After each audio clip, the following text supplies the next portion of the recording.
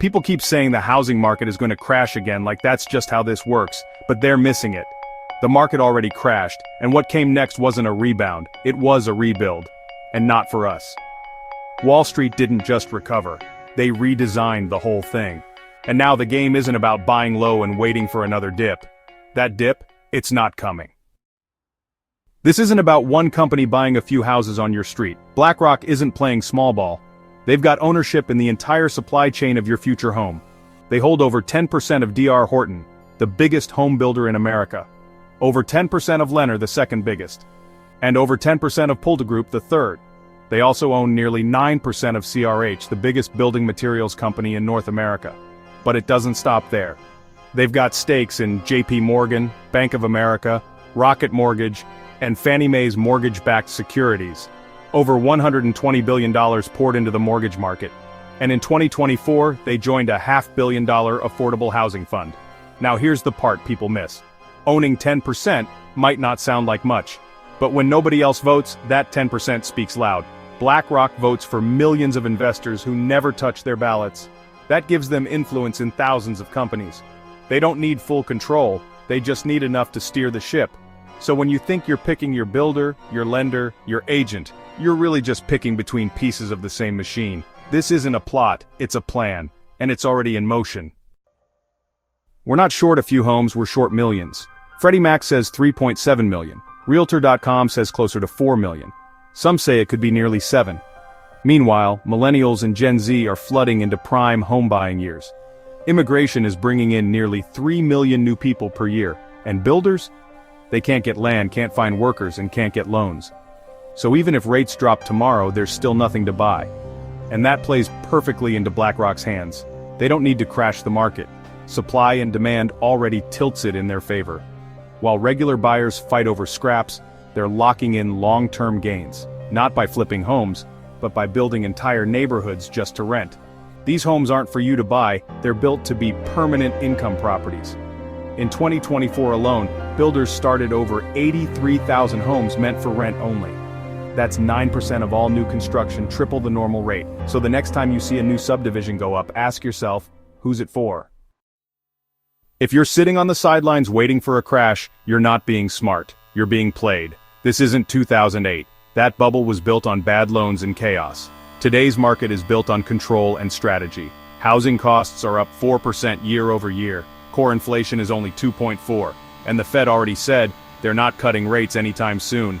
This market doesn't crash. It corrects, then rebounds. Fast. Meanwhile, BlackRock's not scared.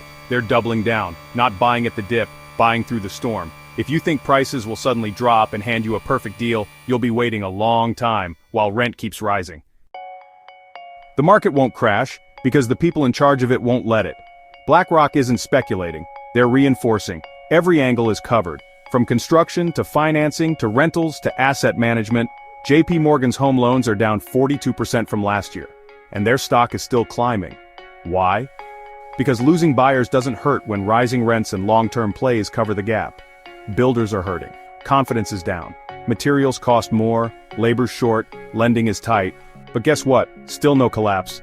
This isn't fragile anymore, it's fortified, and they built it that way on purpose. Most people are stuck playing the old game. Wait for a pre-approval, pray for a rate drop, refresh Zillow 10 times a day. But smart buyers? They've moved on. They're using tools like Seller Sniper to find off-market deals, Epic Privy to track homes before they hit listings, loophole lending to get funding banks won't offer publicly. They're buying without perfect credit, making deals directly with sellers, finding income-producing properties the average buyer never sees. You think BlackRock plays fair? Then why should you? You've got two choices. Path 1. Keep waiting. Hope things change. Watch rent go up while your buying power shrinks. Path 2. Get the blueprint. Learn the moves. Start owning instead of renting. In 5 years, one of those paths leads to you complaining online while your landlord cashes in. The other? It leads to a portfolio that pays you. You don't need millions. You just need to stop playing by rules that were never made for you. Here's what nobody wants to say out loud. This isn't a conspiracy, it's quiet control. BlackRock doesn't need to own every house. They just need to own enough of the system to make the rules. They run Aladdin, an AI platform that simulates 250,000 market scenarios a day. It guides 85% of the Fortune 100. They manage over $22 trillion in assets. That's not power. That's a shadow government dressed in a business suit. They're not tracking the economy, they're steering it, and most people have no idea. Now we're getting into the whispers. Some say BlackRock wants a nation of renters, and they're funding it one neighborhood at a time. Others believe they'll tank the market on purpose to buy it back for pennies. People worry ESG isn't about values, it's about forcing conformity. That BlackRock's influence reaches the Fed and gives them inside access before the rest of us can react. And maybe none of it's true, but maybe that's not the point, because whether you believe the whispers or not, you're still locked out while they keep building. You've got every reason to be angry. The system is rigged, but being mad won't get you a deed. You either move or stay stuck. BlackRock isn't hoping, they're acting, they're not checking rates, they're writing them. They're not waiting for approval, they're giving it. You don't have to beat them. You just need your own piece. The blueprint is out there. It doesn't require a perfect background or $1 million bank account, just a decision. To stop playing by their rules and start building your future. If you're still here, you're not average, you're paying attention. So now's the time. Subscribe, hit the link below, and let's get to work. Because waiting won't save you. But action just might.